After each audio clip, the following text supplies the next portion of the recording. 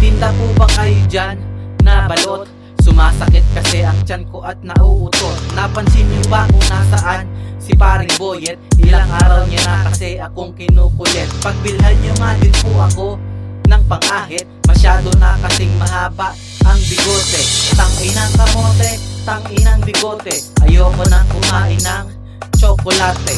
Bawal daw kasing kumain ng tsokolate, sabi ni Balot at sabi ni Kamote. Pagsapit ng alas 12, higupin ang kamote. Sarado na kasi ang tindahan ng tsokolate. Nasaan ka na Balot? Nasaan ka na Balot? Ilapit mo ang mukha mo at ako ay uutot. Nandyan ka na naman ba sa opisina ni Tuod? Ano bang ginagawa mo? Bakit ka nakalugod?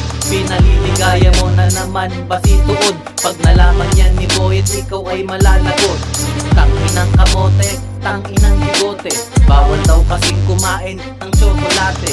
Sabi ni Balot at sabi ni Kamote. Pagsabi ng alas 12, higupin ang kamote. Treat me like a man, don't treat me like a chicken.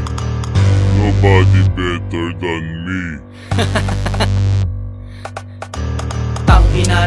Tangina naman kasi. Tangina naman kasi. Oo, nag-iisa ka na bobo. Walang katulad mo dito na stupido.